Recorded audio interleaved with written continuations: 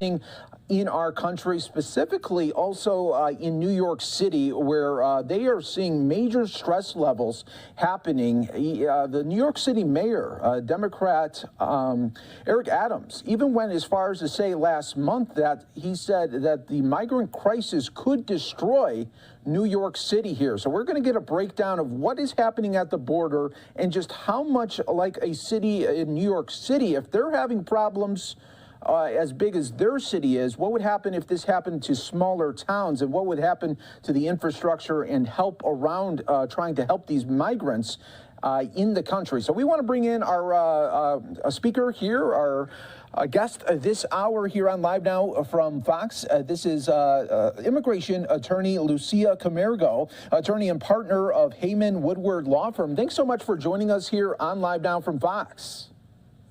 Mike, it's my pleasure being here. Thank you so much for having me one more time in your program. Yes, no problem. So let's get right into it here. We are seeing these videos really come out on a daily basis happening in New York City, and politicians there are demanding help on the federal side, that they need way more assistance that they are getting. What do you think about that? Mike, I really believe that this is an migrant crisis. And because of that, this has to be an unity effort that should involve all the entities, the federal government, the city, the states, but also the community.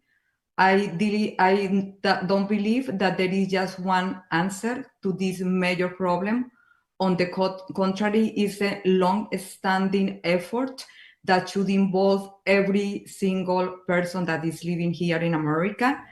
And then I really think that we have to target two situations: to deal with the current situation, and also what measures can be taken in order to continue fostering this flux of immigrants into the United States.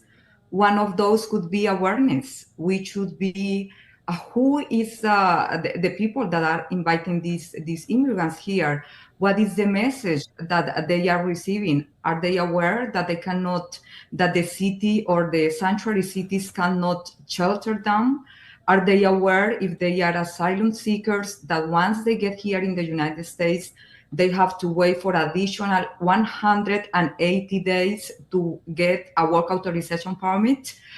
What if that money that they are going to pay to these people that bring them here, and probably the savings of an entire life, is better given to a nonprofit, a law firm that can give legal advice to them to bring them properly to the United States?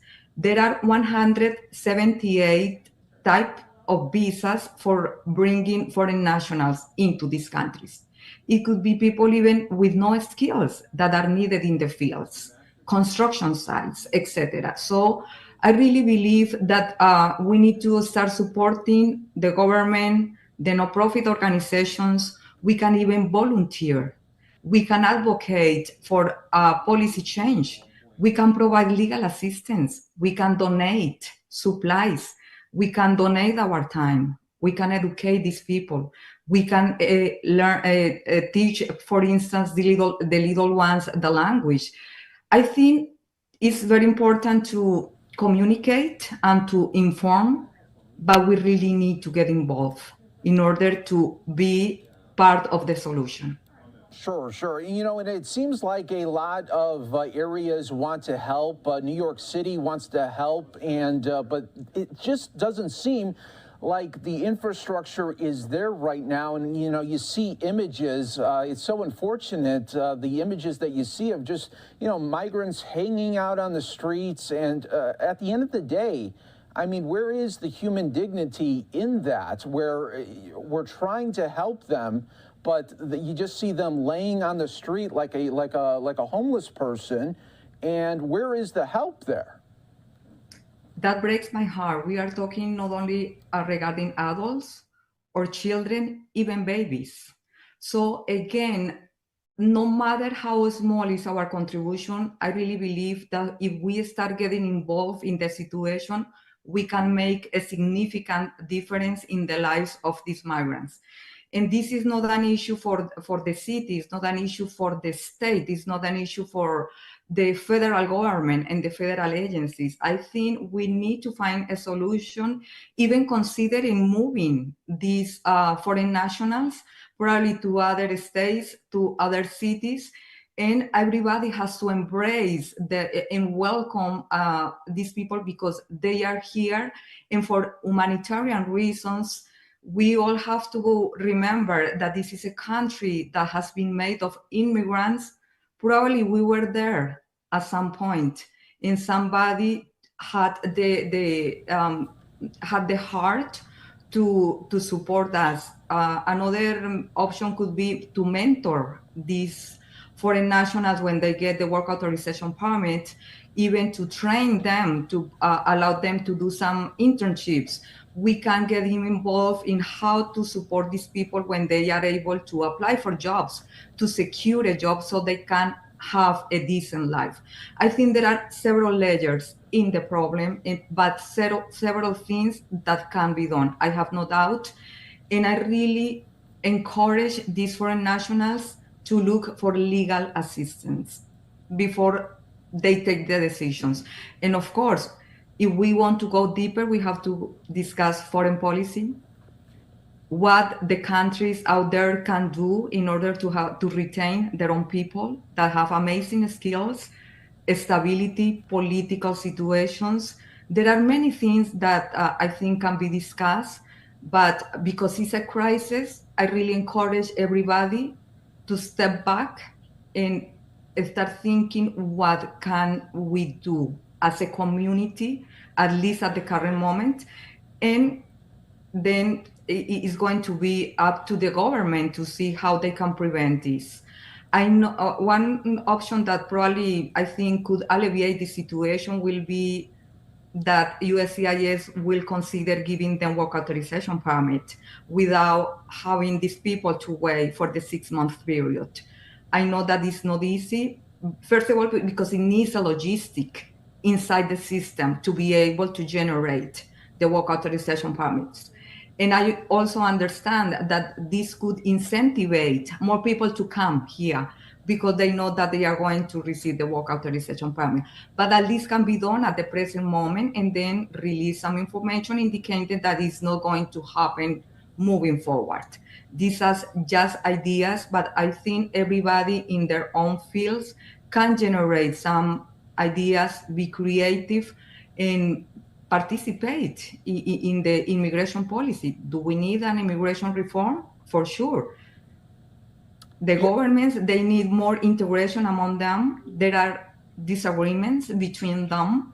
So we need to work this in unity. I really think it's the only way to overcome this complicated situation. It's another challenge, but I really believe that if we address the crisis together, we are, with persistence and empathy, we are able to make a significant difference in the lives of these people. And Lucia, yeah, you're so right when you said it's a complicated process here. My last question to you is, what do you have to say? What is the messaging around, legal immigrants that have been here and they took the proper channels, and for some it took years to come here, but they did it the right way. And now what they're seeing is, this rush, this border surge of people just really skipping the line and then almost demanding work when they had to come here their own way and set up shop and not have any jobs, but they had to find it their own way. What do you say to those immigrants here that are here legally that have a big beef about what's going on right now? I really believe that, as you said, it's very challenging because we have a segment of immigrants that come here in the proper ways that really have made an effort to secure a job, to receive the work authorization permit, the travel document, to travel overseas, and have been very patient to get there, because remember that in the past, before pandemic, it took between 3 to 6 months to get the work authorization permit. There has been families that have waited for 12, 15, 18 months to get the work authorization permit, exhausting all the resources. And I really understand that it's very difficult to digest when you have done things in the proper way. But unfortunately, this is the reality that we are facing. And these people that are coming here, in the majority, is because they lack options and opportunities on their own countries. And the situation is getting more complicated day by day. So sometimes it's a matter of surviving. They came here indeed because there are no options out there. So that's why this should be an ongoing conversation, not only at the domestic level, but also in an international level as well. So true. Lucia, thanks so much for coming on here on Live Now from Fox and breaking down the issue at hand as it continues to be an issue really on a not only daily basis, but hourly basis there as well. So we appreciate your thoughts and thanks so much for coming on. We always appreciate it. Thank you, Mike. It's always very nice seeing you. Thank you so much. Yes, you too. Take care.